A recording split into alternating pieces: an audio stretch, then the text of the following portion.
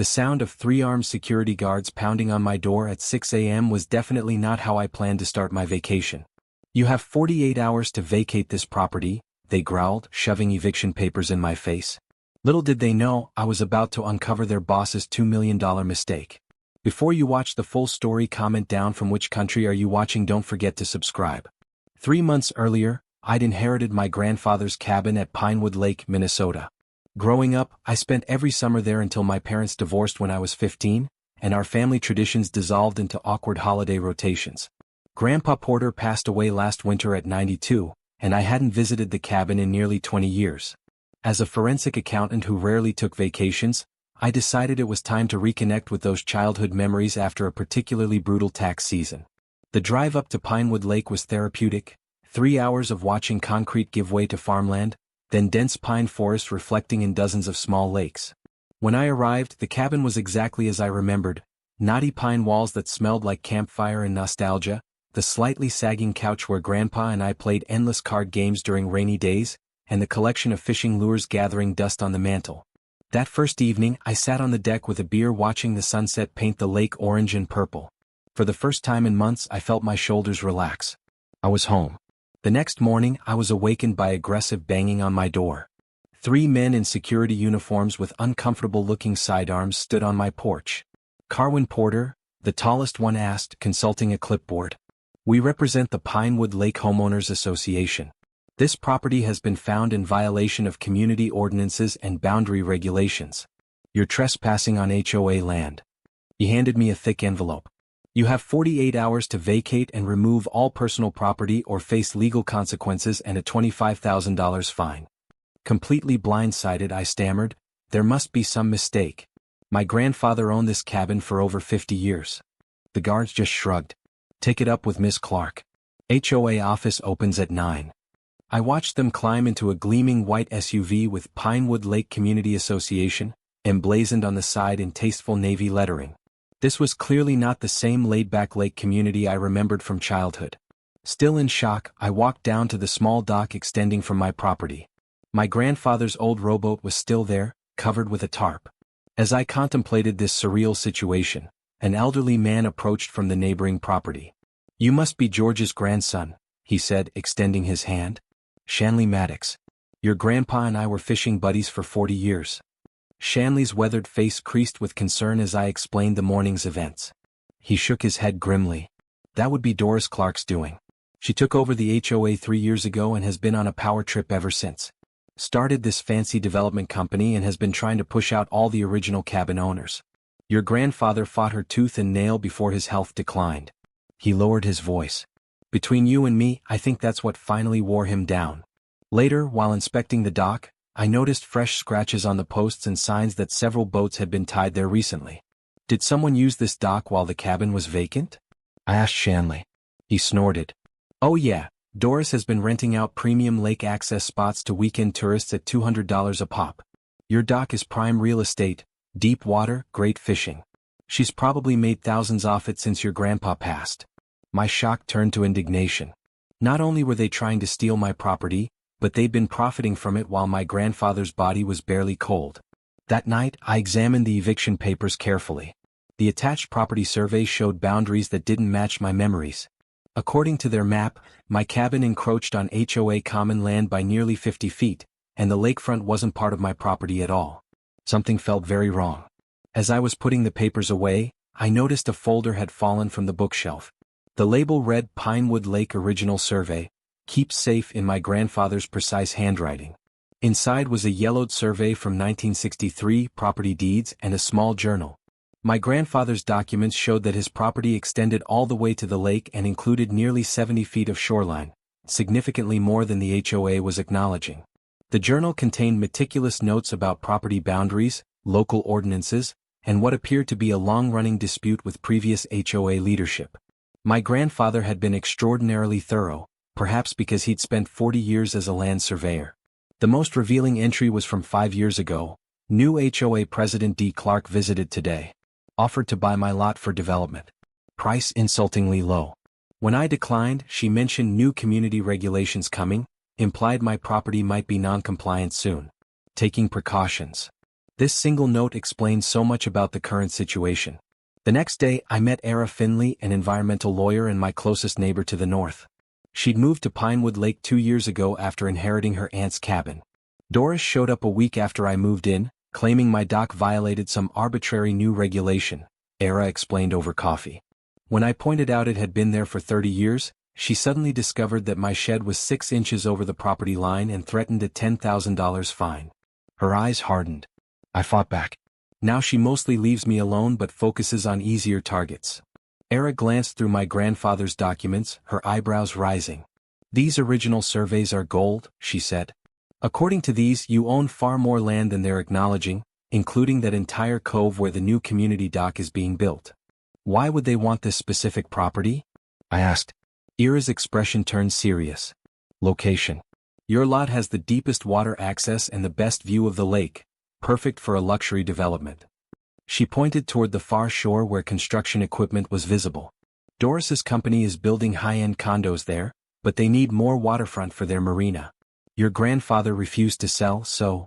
She shrugged. Create violations, force you out, buy the property for pennies on the dollar at a distress sale. That afternoon, a white SUV with Pinewood Lake HOA emblazoned on the side pulled up.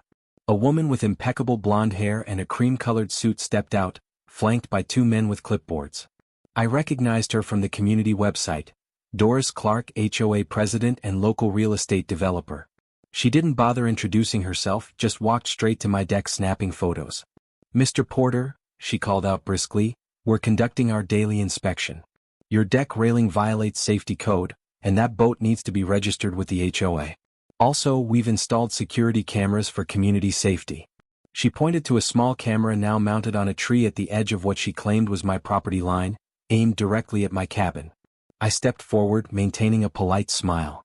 Miss Clark, I believe there's some confusion about my property boundaries. I have the original surveys that show. She cut me off with a dismissive wave. Those outdated documents were superseded years ago. The community has evolved, Mr. Porter. If you'd attended the annual meetings, you'd know that. She handed me a packet. Here's our current regulations and a violation notice for unauthorized parking. That'll be $200, due within 30 days. I stood my ground. I'd like to see the documentation that supersedes my grandfather's original deed. For a brief moment, Doris's confident facade cracked. That's available at the HOA office during business hours, she recovered quickly, her smile not reaching her eyes. I strongly suggest you come into compliance quickly, Mr. Porter. The fines accumulate daily. After more research, I discovered the truth behind Doris's aggressive tactics. Architectural renderings online for Pinewood Lake Luxury showed a massive development plan for the exact location where my cabin stood. The projected revenue, over $2 million. Looking closer at the development plans, I realized why my property was so crucial. The entire project hinged on controlling the cove where my dock stood. It was the only area deep enough for the luxury yacht marina featured prominently in their marketing materials. Without that access, the condos would lose their most valuable selling point. I wasn't just fighting for my cabin. I was standing in the way of Doris's multi-million-dollar project. The harassment intensified. My water and electricity were shut off, citing emergency infrastructure upgrades that would take 2 to 4 weeks to complete. My car was nearly towed from my own driveway. Someone spray-painted "Sell Out" on my mailbox and scattered nails in my driveway. But the most outrageous move came when I returned from town one day to find 3 unfamiliar cars parked outside my cabin and a team of workers inside removing my furniture and changing my locks. Apparently, Doris had decided to skip the legal process entirely. I called the sheriff immediately but was told they couldn't respond until morning. Convenient, since Doris's husband played poker with the sheriff every Thursday. With nowhere to sleep, I spent an uncomfortable night in my car, watching workers carry out family heirlooms and personal belongings. By morning, new locks had been installed and a security guard was posted at my door. When the sheriff finally arrived a full 18 hours after my call, he seemed uninterested in my documentation. "Looks like a civil matter to me," he drawled. "HOA says you're in violation, you say you're not. Courts will have to sort it out." When I pointed out that breaking and entering was a criminal matter, he shrugged. "HOA bylaws give them access rights in case of violations. Take it up with a judge." Feeling utterly defeated, I considered giving up. But that afternoon, Era found me at the local diner staring into a cold cup of coffee. "You're staying with me tonight," she insisted. No arguments. She drove me to her cabin where Shanley was waiting with several other neighbors. We're not letting Doris get away with this, one woman said firmly. She pulled similar stunts with my brother last year. Shanley handed me a small package. George left this with me before he passed. Said to give it to you if you ever had trouble with the HOA. Inside was an old wall clock and a note in my grandfather's handwriting. Sometimes you need to see what happens when you're not looking. When I examined the clock more closely, I discovered it contained a hidden camera, perfectly designed to capture activity in a room without being detected. Your grandfather was always 3 steps ahead, Shanley said with a sad smile. He knew they'd come after the property eventually, started gathering evidence years ago. But his health failed before he could use it. He was saving it for you. Reading more of my grandfather's journal that night, I discovered that Doris had used similar tactics against him. Harassment, false violations and eventually utility shutoffs. The final entries showed a man worn down by constant battle. I'm too old to keep fighting. But I've left everything. Carwin will need to finish this if he chooses to stand his ground. The words hit me like a physical blow. My grandfather hadn't given up. He'd been preparing for me to take up the fight. I placed my grandfather's clock camera where it could monitor my cabin. Sure enough, it captured Doris and her workers returning repeatedly to remove more items and search through personal documents. Most damning was footage of Doris instructing workers, take everything that looks important. I want this place stripped clean before he gets back in. It was the smoking gun we needed, clear evidence of malicious intent rather than legitimate HOA enforcement. Using my accounting background, I began examining the HOA financial statements that Shanley had collected over the years. The numbers didn't add up. Community fees had increased by nearly 200% in 3 years, yet infrastructure improvements had decreased.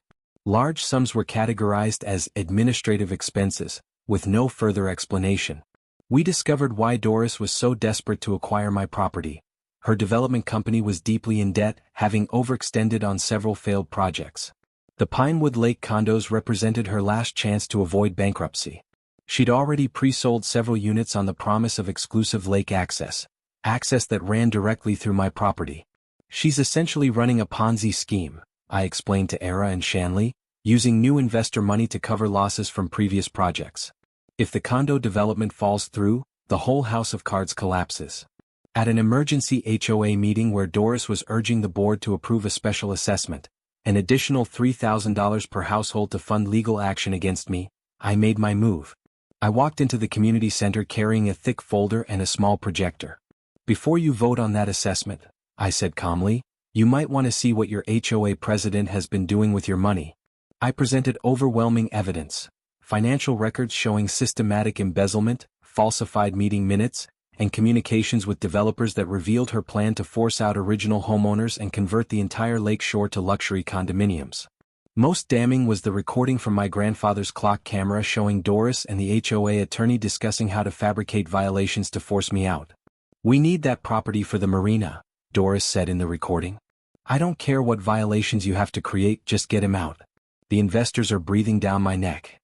As the evidence mounted, Doris's carefully maintained composure cracked completely. You ungrateful people, she shrieked. I've carried this community for years. Those decrepit cabins were dragging down property values. My development would have made you all rich. In her rage, she made a fatal mistake. Once the luxury condos are built, property values will triple, pricing out all the riffraff who can't afford to live in a premium community. Her voice echoed in the stunned silence as everyone realized she had just admitted to deliberately trying to force out long-time residents for profit. The board immediately called for a vote of no confidence, removing her as president by unanimous decision. They voted to cancel all eviction proceedings against me and other homeowners and to initiate a full forensic audit of HOA finances. In the following weeks, the full extent of Doris's schemes unraveled. The county prosecutor opened an investigation into fraud and embezzlement charges. Her development company collapsed as investors fled and loans were called due. The luxury condo project was permanently shelved. Most satisfying was watching Doris's expensive furniture being loaded into moving trucks as she was forced to sell her lake house to cover mounting legal bills. The new HOA leadership worked with homeowners to develop fair and transparent policies. My property boundaries were officially recognized, and I received compensation for damages and stolen property. Jeffrey Taylor was appointed to oversee a new dock sharing arrangement that benefited the entire community rather than lining one person's pockets. At a lakeside gathering celebrating the new era at Pinewood Lake, I proposed the Pinewood Property Owners Protection, a set of binding bylaws that would prevent any future HOA from abusing power or targeting individual homeowners. The measure passed with overwhelming support. My grandfather loved this lake, I told the gathered community. He fought to protect his small piece of it, but he dreamed of something bigger, a community where homeowners worked together rather than against each other, where rules existed to preserve what makes this place special, not to push people out. In the months that followed, I decided to make the cabin my permanent residence. Working with ERA and environmental experts, we established the shoreline around my property as a protected conservation zone, preserving it for future generations. The irony wasn't lost on anyone. The very land Doris had tried to develop into concrete and glass would now remain natural forever. Perhaps most meaningful was establishing the Pinewood Legal Defense Fund to help homeowners stand up against HOA overreach, not just at our lake but across the county. The fund, seeded with the settlement money from my case against the old HOA, would ensure that no one would have to face such battles alone. Your grandfather would be so proud, Shanley told me one evening as we fished from my rebuilt dock. He always said you had the Porter stubbornness. Turns out that's exactly what was needed. ERA and I grew closer as we worked on community projects. What had begun as an alliance against a common enemy blossomed into something deeper. 6 months after Doris's departure, ERA moved her environmental law practice to a small office in town and became a permanent fixture at my cabin. 1 year later, as the sun set over Pinewood Lake casting golden light across the water my grandfather had fought to protect, I raised a toast to his memory. The cabin that had almost been taken from me had become the heart of a reborn community. Sometimes standing your ground isn't just about protecting what's yours, it's about creating something better for everyone. Well, everyone except Doris, who I hear is now managing a mini mall in Nevada. I did send her a housewarming gift, though, a beautifully framed copy of my property survey. I thought she might want to hang it up as a reminder to always read the fine print.